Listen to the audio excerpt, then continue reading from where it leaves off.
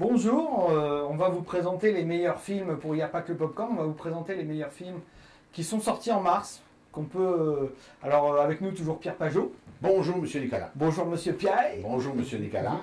Donc, oui, nous avons choisi, je crois. On a eu des belles sorties en mars. Plusieurs films intéressants. En février, c'était vraiment pas terrible, mais en mars, on a eu vraiment des très belles sorties. Mieux, effectivement. On peut faire une liste. On a Carlos. Oui, Carlos. Carlos qui parle de l'histoire du terrorisme. La version longue, la version brève, mais les deux sont fort intéressants. Il y a évidemment Incendie. Voilà. On a au moins un film québécois qui mérite le détour. Incendie, donc de Denis Villeneuve. Made in Degenham. Oui, Made in Degenham, un film britannique, encore une fois, notre film féministe du mois. Il y a le film de Woody Allen que tu n'as pas aimé. C'est-à-dire c'est un Woody Allen bien ordinaire. C'est celui qui nous radote depuis maintenant plusieurs années. C'est Mighty Aphrodite et bon, etc. Mighty Aphrodite, c'est un de mes préférés. Oui, mais c'est toujours les vieux schnocks qui rêvent de s'attraper une jeune poulette. Et, oui, mais c'est toujours de l'humour. C'est toujours de l'humour de situation, oui, et puis du comique de situation, puis il est bon pour ça. Oui, on l'a vu 3 milliards de fois. C'est toujours une curiosité, un Woody Allen. On va dire qu'un Woody Allen moins bon est meilleur que beaucoup d'autres films. Ouais. On a Hereafter, l'au-delà, de Clint Eastwood. Un autre vieux réalisateur comme Woody Allen. Ouais. Mais cette fois-ci, pour moi, lui se maintient davantage. D'accord, mais c'est pas la même. Clint Eastwood se maintient. Et puis Fair Game. Oui, film hollywoodien, d'histoire politique. Voilà, qui est une histoire vraie. Oui. Voilà. Souvent, il y en a souvent des histoires vraies. Made in Degenham est aussi. Matrix, c'était une histoire vraie. Ah oui, Elvis Presley n'est pas mort. Alors donc, quand Hollywood nous présente des histoires vraies, il faut parfois se méfier. Et puis The Fighter aussi. Oui, un petit film. Film aussi, sur la boxe. Une autre histoire vraie, vraiment il n'y a que ça. Ouais. Et là donc. Beaucoup de films, beaucoup d'histoires vraies chez les. Beaucoup d'histoires vraies dans le cinéma hollywoodien il y a peu de temps. C'est-à-dire, en tout cas, la base. Made in Degenham aussi, la base est toujours vraie, mais évidemment, il faut ensuite fictionnaliser. On va justement commencer par une histoire vraie. On va commencer par Made in Degenham, un film britannique. Film britannique, une comédie sociale comme les Britanniques en font des excellentes. Des très bonnes. Ils nous en donnent de ce genre de films depuis au moins 15-20 ans, qui sont souvent parmi les films les plus intéressants de l'année. Avec une très belle actrice qu'on avait déjà vue dans Never Let Me Go. Oui, c'est ça. Vraiment beaucoup de charme. Parce qu'au cœur du film, c'est un personnage de femme. J'ai dit, c'est un peu notre film féministe du mois, ça nous en prend un. Et c'est une lutte de femmes, de travailleuses dans une usine de Ford qui sont sous-payées. Elles considèrent que l'emploi qu'elles font est absolument équivalent à celui des hommes. Elles sont beaucoup moins payées que les hommes. Moins payées, moins considérées. Et là, elles hésitent énormément, mais elles décident de mener une lutte. Mais elles ont quand même un homme qui les soutient, qui est leur petit contremaître, qui est joué par Bob Hopkins. Bob Hopkins est le héros masculin du film. Oui, lui, il a une motivation parce qu'il a été élevé par sa mère, qui l'a vu travailler comme une dingue, et justement, il a pris parti pour les femmes bien avant qu'elles prennent parti elles-mêmes, pour elles-mêmes. Et le film est très drôle. Et très rafraîchissant, c'est vraiment une belle petite comédie sociale britannique. C'est-à-dire qu'il n'y a rien d'exceptionnel au niveau du filmage. C'est pas un film où le cinéma est gagnant, mais c'est un film où la cause des femmes et où, on l'a dit tantôt, la comédie sociale britannique est gagnante. Mais c'est un bon divertissement. Et de ce point de vue-là, c'est très bien. Le cinéma est avant tout un divertissement. Non, c'est d'abord un art. Voilà. Alors dans ce cas-ci, c'est pas tout à fait un art, mais c'est un film socialement utile. Utile et divertissant. Voilà. Donc, Made in Degenham, les dames en français, les dames. Mr. Clark, you hit my son. Forgot his protractor. I don't want you doing it. Thank you for your concern, Mrs. O'Grady.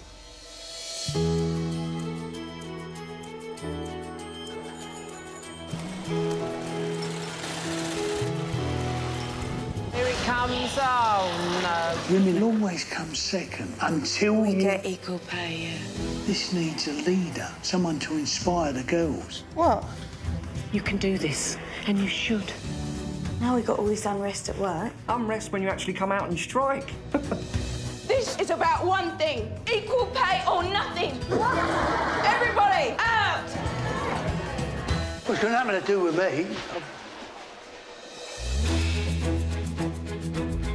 Get the banner up. know the feeling.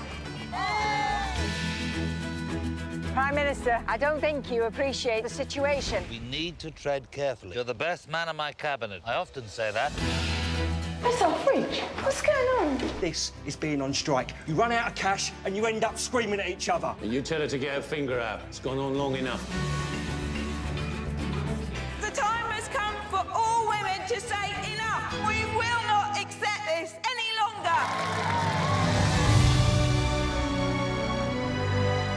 I want to meet them. The Minister doesn't do that. I am sick of being patronised. Set up the meeting! It's amazing what you've done. I'm not sure me backing you makes all that much difference. Makes all the difference in the world. I have a first-class honours degree from one of the finest universities in the world, and my husband treats me like I'm a fool. Don't give up.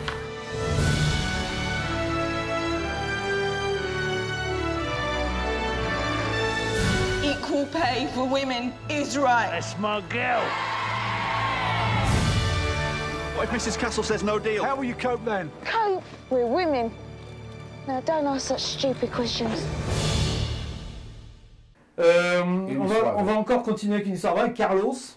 Carlos, là, vous vous intéressez à la vie politique des années 70-90 et vous voulez savoir comment ça grenouille, comment un petit terroriste a des alliances avec parfois des pays arabes, tout à coup avec d'autres pays, comment les manigances s'organisent. Vous soupçonnez que c'est pas toujours très cachère, mais là, en voyant le film, vous comprenez comment une partie des manigances politiques se joue. Moi, j'ai beaucoup plus aimé le film Carlos que Munich de Steven Spielberg. Ben oui. C'est un peu dans la même... Ah oui, mais Carlos est bien meilleur parce que sur le plan documentaire, premièrement, il est beaucoup plus authentique. Le filmage aussi, le filmage de SIS est respectueux de ça, tout en étant un film, j'ai employé le mot documentaire, j'ai peur, tout en étant un film de tension, de suspense, que va-t-il arriver lorsqu'ils vont kidnapper l'ensemble des ministres de l'OPEP, donc du pétrole. Écoute, non, c'est un film et lui, évidemment, il est poursuivi, il est menacé, son groupe terroriste. Alors donc, c'est un film qui nous tient en haleine. C'est un film qu'on écoute c'est un film qui est assez fidèle à cette époque, les années 70. Moi, je crois que c'est un film qui est très, très fidèle. Encore une fois, je le dis à toute la géopolitique et surtout quand on regarde ce qui se passe depuis quelques semaines en Afrique du Nord, au Moyen-Orient. Et là, on voit comment, dans ce film-là, la Libye magouille, l'Arabie Saoudite magouille, comment, tu sais, et tous ces pays qui à l'heure actuelle sont en train un peu d'éclater, bien là, on voit qu'il y a peut-être des origines à ça, parce que déjà, il y avait des tentatives presque de vouloir jouer dans la politique internationale, mais ils ne sont pas en mesure. Mais lui, Carlos, c'est à la fois un héros, mais un objet aussi. Il est un peu... il sert à beaucoup de monde, il se sert du monde. Mais bref, c'est un... L'acteur est très bon. Ah oui. Edouard Ramirez, oui, c'est ça, il est extrêmement bon. On ne le connaît pas, mais il est extrêmement bon. Et donc, on a un révolutionnaire qui a la gâchette facile, mais qui est aussi le sexe assez rapide sur la baisse de la culotte. Voilà. Alors donc, attention, on va encore nous dire qu'on fait de la pornographie. Mais juste pour dire que Carlos est un être engagé politiquement, et sexuellement. Voilà, c'est dans le film, on voit sa bisoune et son... On a eu des échos que des gens s'étaient plaints qu'on... Non, mais cette fois-ci, c'est très peu. Voilà, donc en fait, on tient à le dire. Mais c'est un film politique, c'est un film historique. Voilà, on a parlé de Middleman le mois dernier, qui n'était pas un film du tout, qui n'était pas du tout un film pornographique ou quoi, donc nous, on ne prône pas la pornographie, on ne prône pas non plus l'hypocrisie. Nous sommes des gens de culture et nous prenons le savoir. Et puis si les gens... Juste pour mentionner... Donc les gens, avant que les gens... Nous, ce qu'on invite les gens, c'est à prendre un dictionnaire, à regarder ce que veut dire le mot pornographie, avant d'aller raconter des choses. Il ne s'applique pas à Carlos. Voilà, et puis ça ne s'applique pas à notre émission non plus. Mettre en garde pour le film Carlos. On continue. Voilà. Un autre film... Heureusement que le ridicule ne tue pas. Fair Game. Fair Game. Un autre film politique. Un autre film politique. Hollywoodien. Une autre histoire vraie. Et cette fois-ci, c'est ceux qui sont un peu anti-Bush parmi vous, vous allez apprécier. Parce que c'est l'histoire de cette agent de la CIA.